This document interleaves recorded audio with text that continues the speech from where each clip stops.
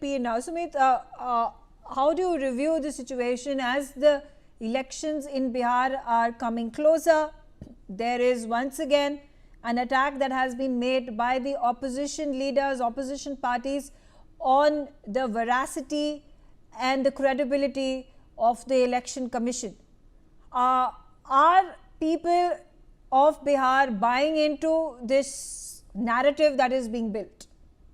Megha ji, thank you very much for having me on your show. Kindly give me a minute more today. Look, there are a couple of things here. The first and the most important thing is that opposition is crying foul because they are already seeing an imminent defeat.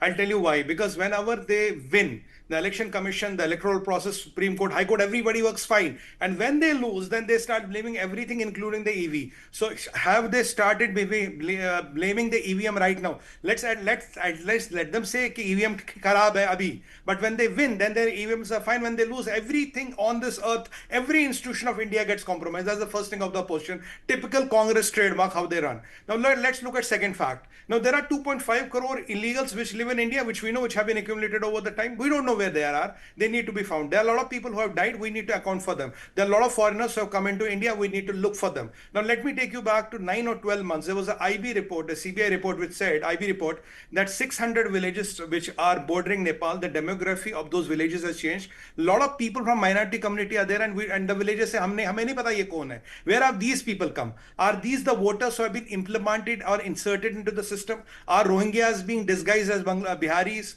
And who are these people when the villagers don't know who they are? How did the demography of these villages change to a minority? And minority is whose vote bank? Let's not even get into that. Now let me give you some numbers which are really true.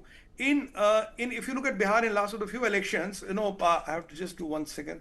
If you look at Bihar in last of the few elections, there are 35 seats, wherein out of 243, wherein the seat went here and there by 3,000 votes.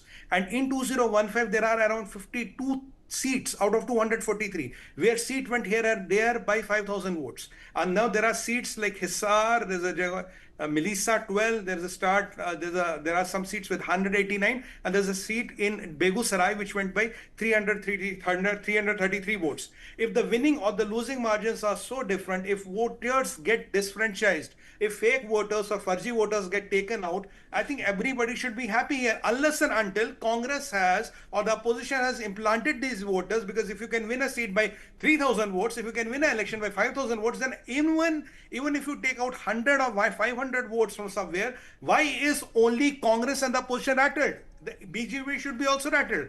BJP is not, because they have not implanted anybody. If you have implanted people, that is where you are rattled. Now look at this, 52 seats. You look at 32, 35 seats.